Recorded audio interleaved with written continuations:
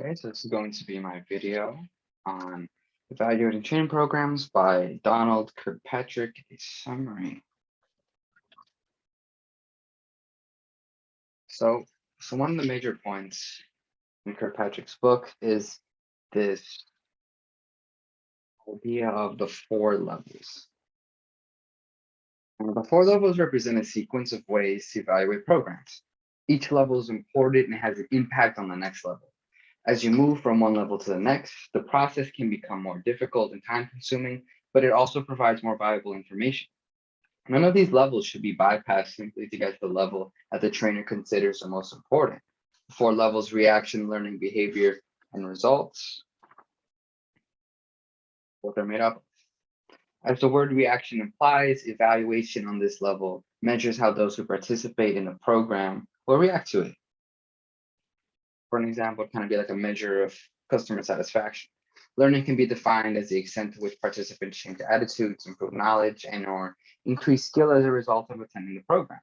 Behavior can be defined as the extent to which change in behavior has occurred because the participant attended the training program. And results can be defined as the final results that occurred because the participants attended the program.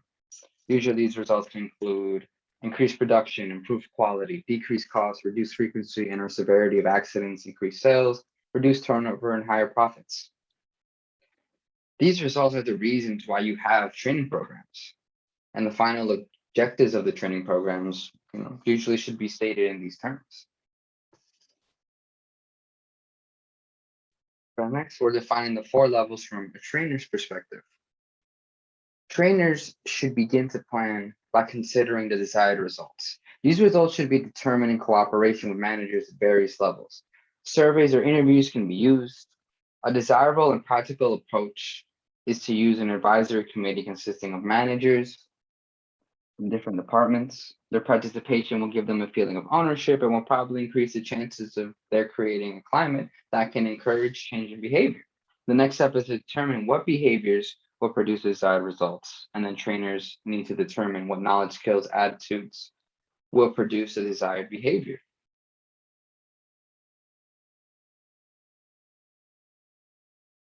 Managing change as a manager.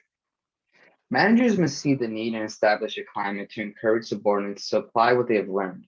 This is critical for the effective transfer of learning to behavior. Also, managers can help to determine needs by communicating the needs of their subordinates to the training department. Training professionals must be sure that the curriculum they establish will meet the needs of the learners. The training programs must have competent instructors so that learning can take place. The instructors must use empathy to understand the climate established by the managers.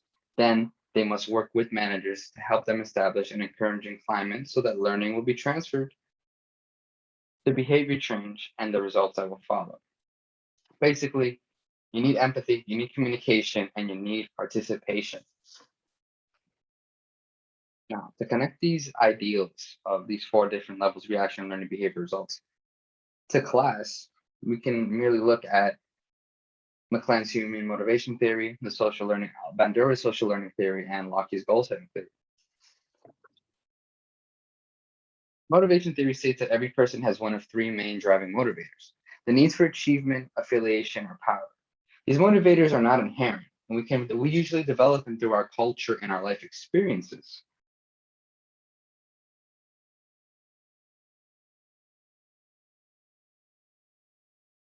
If we can assess the organizational impact of training and how to develop evaluation and measurement process for specific training programs, while also using database feedback to improve effective training programs and/or discontinue or improve ineffective programs or individuals.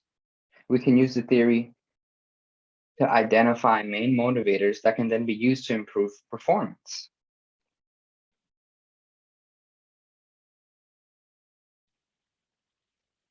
Bandura's social learning theory basically kind of talks about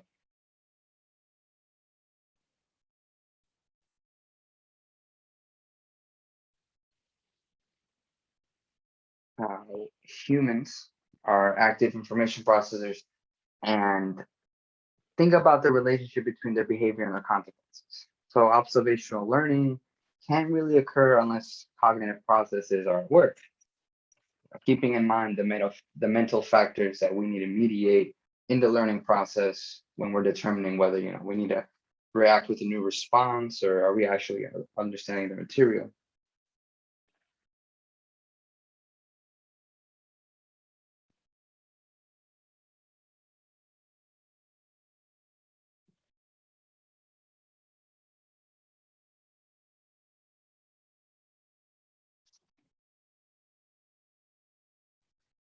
Another big part of Bandura's social learning theory is these kind of four mediational processes. Keeping in mind they are attention, the individual needs to pay attention to the behavior and its consequences inform a mental representation of that behavior. Retention, how well the behavior is remembered. The behavior may be noticed, but it's not always remembered, which can prevent imitation. Reproduction, which is an ability to perform the behavior that the model has just demonstrated, and motivation, the will to perform the behavior, the rewards and punishment that follow behavior, usually considered by the observer. So keeping in mind those four factors, social learning theory can be used to connect to how do you motivate your workers? Is what they're doing reproducible? And just how much attention are your trainees really focused on during this training process? And with Lockheed's goal setting theory, kind of showed that he kind of gave us a modern understanding of goal setting. He showed that clear goals and appropriate feedback motivate employees. He also meant to highlight that working toward a goal is also a major source of motivation, which can in turn improve performance. The more difficult and specific a goal is, the harder people tend to work to achieve it. If you lay out those guidelines when you're setting up these training programs, you let people see what it is they're working for, people are going to be able to feel more inclined to put more into it. So, and here I have an example of a real world scenario. So we're kind of starting with this scenario with the First Union National Bank. Basically with the Care One program, they were looking for a way to kind of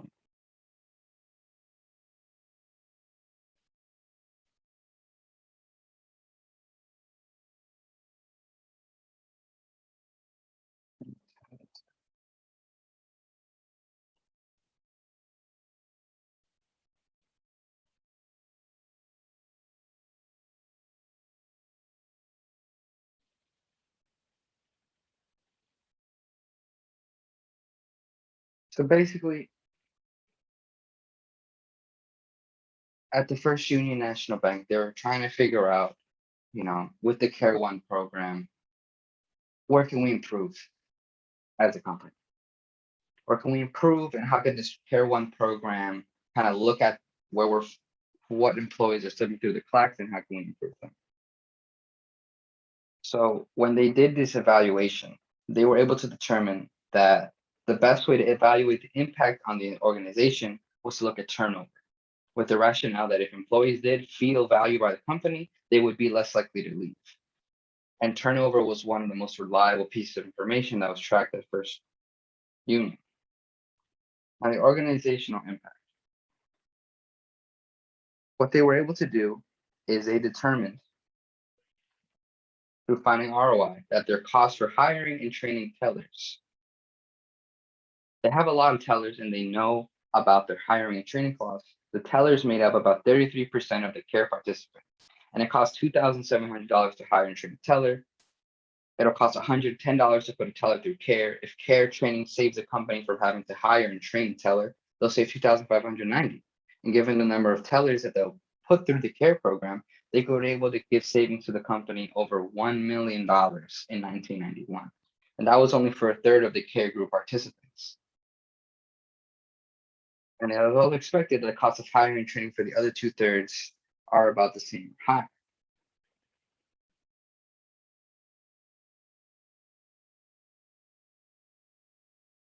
All in all, the outcome of the program, participants were able to feel that they learned, that they are using new skills, more participants in our systems are staying in First Union, and First Union not only helped employees grow and develop personally, but also benefited in a real quantifiable way. And this is an example of the surveys that they took to find out exactly, okay, what did they need help on? How were these employees need assistance?